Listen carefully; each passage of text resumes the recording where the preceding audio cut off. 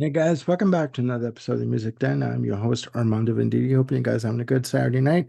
Welcome to part two of my favorite Black Sabbath instrumentals. In part one, I gave you numbers 16 to 9, and in part two, I'm going to give you numbers 8 to 1. I thought it'd be better to break it up a little bit.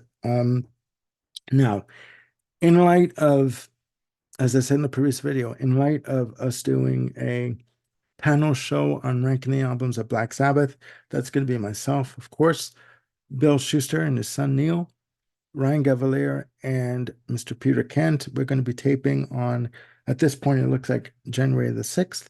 So please stay tuned for that. I thought it would be great to give you my top or favorite Black Sabbath instrumentals. So starting at number 8, um, we have Embryo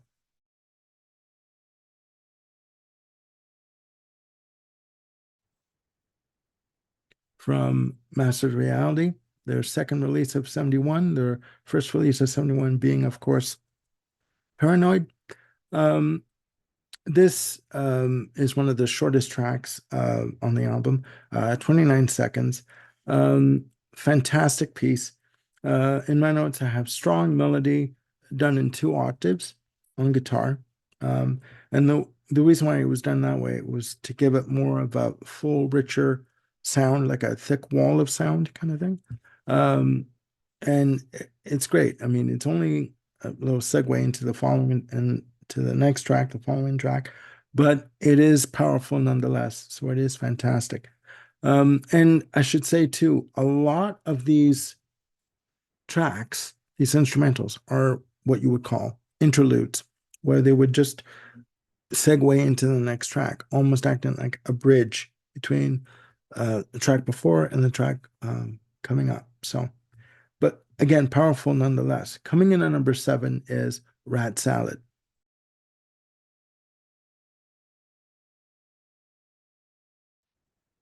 From Paranoid, from their first release of 71. Just a little footnote. The original title for Paranoid, the album, was going to be War Pigs. But Joe Smith, the head of Warner Brothers at the time, said there's no way in hell we're going to be naming an album War Pigs because of the social unrest and the war in Vietnam and stuff. There's no way it's going to happen.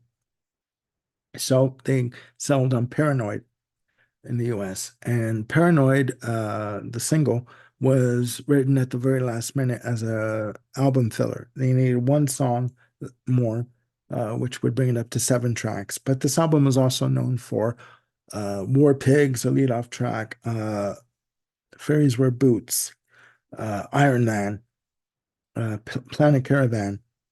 Um, Rat Salad, 2 minutes, 20 some odd seconds. Good rhythm and lead guitar on this track. Very heavy, crunchy rhythm guitar. The lead guitar for me is basically just little stabs, little flourishes here and there. Powerful nonetheless, but um, no extended guitar solo in this track.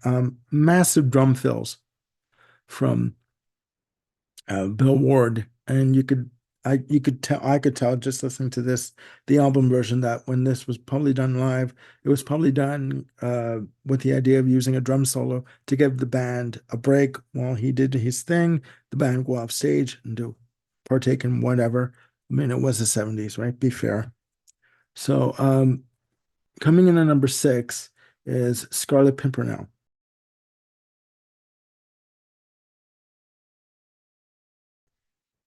from 87's The Eternal Idol.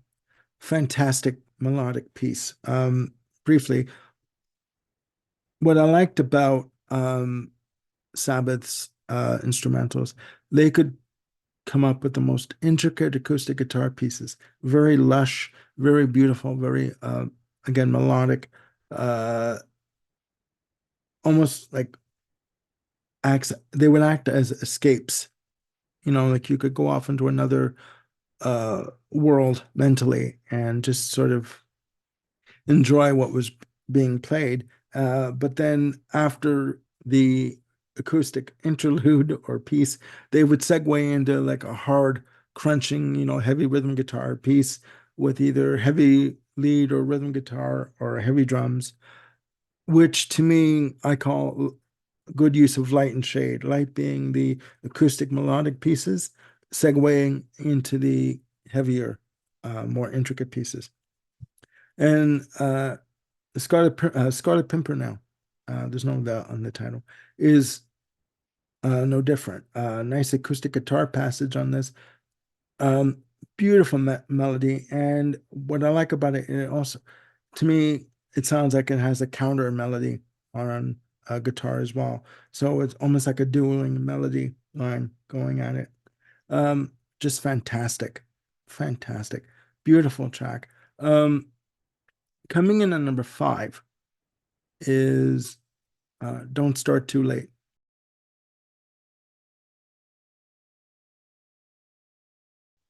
from Sabotage, second track on the album.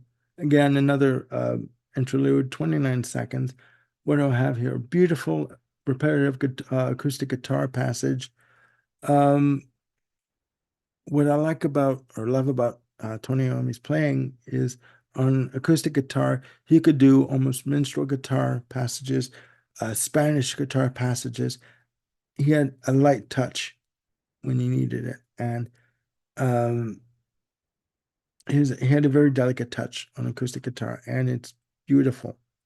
Coming in at number 4 is the second one from Master Reality, Orchid.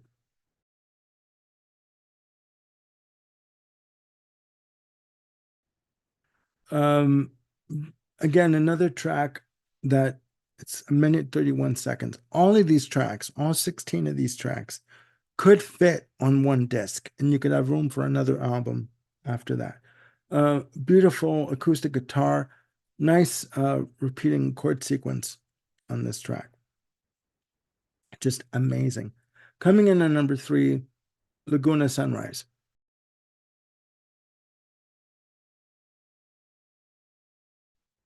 from Volume 4 from 72. Nice acoustic guitar passage on this against a beautiful Mellotron backdrop, as I said. In 71, they started to use for Master Reality, they started to use more Mellotron. And what the Mellotron could do is it could give you an orchestral chord sequence. And a lot of bands at the time, Genesis, um, Gentle Giant, all these like progressive rock bands would, and yes, would use, definitely yes, would use a Mellotron to create these orchestral um, segments. And it has a very ethereal sound to it, very dreamlike sound when you use the Mellotron. And they incorporated it on their albums. Sabbath did very beautifully. Um, where am I here? Coming in at number 2 is, and I hope I say this correctly, Superzar.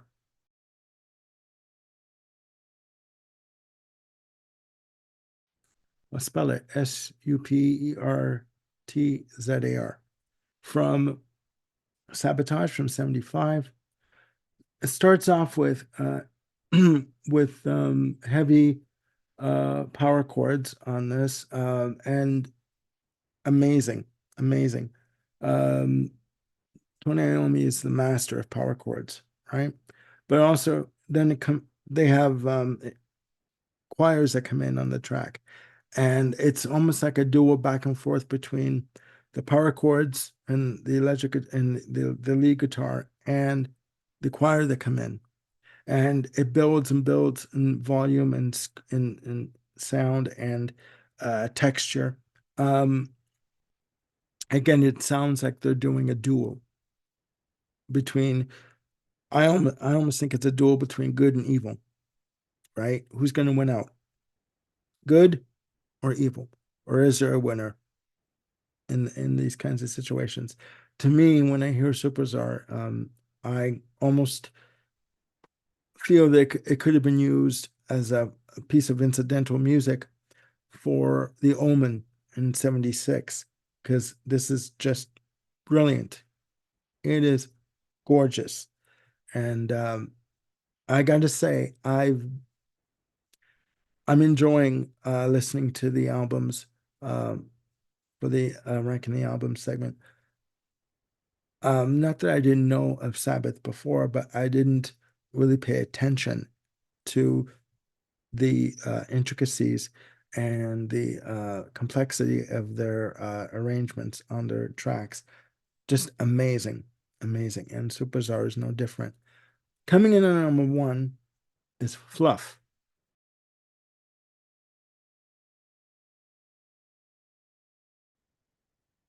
from 73, Sabbath Bloody Sabbath, their fifth release. This was where they started to use more piano. And again, Mellotron, Rick Wakeman does some keyboard work on, I believe, Sabra Cadabra. This is track three on side one. It is a beautiful 4.5 minute, if not longer, over 4 minutes acoustic piece. Uh, and it's just an amazing, beautiful melody on acoustic guitar, um, along with little electric guitar flourishes, almost like a counter statement on the melody, and beautiful piano, very dreamlike piano, and um, adds as acts as a respite for what's going on musically. And to me, this is where Sabbath also wanted to experiment more with melody and use of point counterpoint on melodic lighter stuff. Beautiful song. I've always loved it. I've known of it since 95 and I've loved it ever since. And yeah, that is my number one. So there you have it, guys. Over two videos, number 16 to 1. My favorite Black Sabbath instrumentals. Please let me know down in the comments below what you think of these instrumentals. Do you like Black Sabbath instrumentals, or do you feel that they should just stick to, the heavier, doomy kind of music that they were known for, uh, during their career? So please let me know what you think, and please look after yourselves and one another. I am Armando Venditti signing off. Take care. Please, again, click like and subscribe and hit the notification bell to keep yourselves on top of any new content they've got coming up. And again, look after yourselves and one another, and I'll see you soon with another video. Bye bye.